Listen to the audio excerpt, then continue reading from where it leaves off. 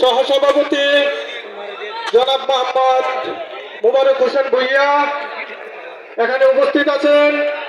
নবীনগর মাটি ও মানুষের নেতা, গণমানুষের নেতা, বাংলাদেশ জাতীয়তাবাদী দল বিএনপি কেন্দ্রীয় কমিটির সাবেক সহ সাংগঠনিক সম্পাদক এবং কেন্দ্রীয় কমিটির সদস্য,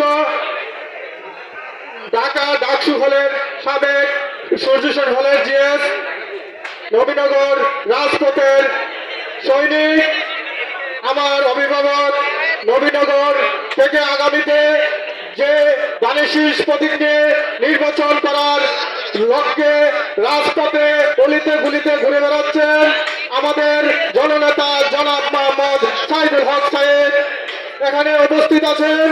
বিশেষ অতিথি হিসাবে বড়াইল ইউনিয়ন বিএনপির সংগ্রামী তিনবারের সভাপতি বাসার চেয়ারম্যান সাহেব এখানে আরো উপস্থিত আছেন। বিশিষ্ট নেতৃবৃন্দ, ইউনিয়ন থেকে আগত ছাত্র দল, যুব দল এবং এর অঙ্গ সকল সংগঠনের নেতৃবৃন্দ, সাংবাদিক ভাইয়েরা, সবাইকে আমার সালাম, আসসালামু আলাইকুম ওয়া রাহমাতুল্লাহি ওয়া বারাকাতুহু।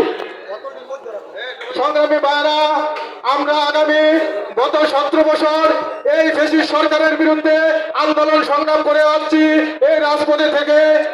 আপনারা দেখেছেন আজকে নবীনগর কিছু নেতা মারছে, আপনারা দেখতে পাচ্ছেন ইতিমধ্যে, যারা নাকি টাকার বিনিময়ে পুষ্পদুবি কিনে কিছু সুবিধাবাদী নেতাদের পিছনে ঘুরে আজকে তাদেরকে এই দলে জায়গা করে দিচ্ছে।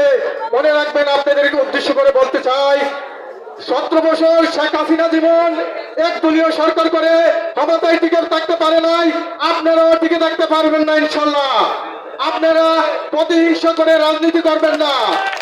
যারা রাজপথে ছিলেন গত 17 বছর জেল জুলুম অত্যাচার সহ্য করেছে, তাদেরকে মূল্যায়ন করতে শিখুন, না হলে আপনাদের পরিণতিও শেখ হাসিনার মতো হবে ইনশাল্লাহ। আজকে সাইদ সাহেবের ফুসকাল লাগাইলে, সাইদ সাহেবের নাম ব্যবহার করলে আপনারা পদপদবি দিবেন না। আরে সাইদ সাহেব নবীনগর উপজেলা কমিটি করে দিয়েছে, পৌর কমিটি এনে দিয়েছে। যদি আপনারা তাকে অস্বীকার করেন, ইনশাল্লাহ আপনারাও নবীনগর মাটিতে থাকবেন না।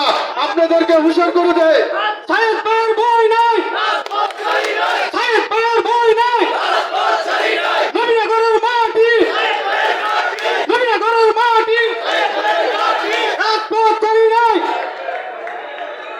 অবশেষে আমাদের নেত্রী বেগম খালেদা জিয়া, আপনারা জানেন অসুস্থ, লন্ডনে চিকিৎসাধীন আছে। আপনারা সবাই আমাদের নেত্রীর জন্য দোয়া করবেন, জননেতা তারেক রহমানের জন্য দোয়া করবেন, যেন তারেক রহমান বীরের দেশে এই বাংলার মাটিতে পাড়া দিতে পারে। যেই দিন এই বাংলার মাটিতে জিয়া রহমান তারেক রহমান পাড়া দিবে, সেই দিন এই বাংলাদেশের মাটি ইনশাল্লাহ, এই আশা ব্যক্ত রেখে আমি আমার বক্তব্য এখানেই শেষ করলাম। বাংলাদেশ জিন্দাবাদ, বাংলাদেশ জাতীয়তাবাদী দল জিন্দাবাদ, শহীদ জিয়া হক, বেগম খালেদা জিয়া জিন্দাবাদ, তারেক রহমান জিন্দাবাদ। ধন্যবাদ সবাইকে।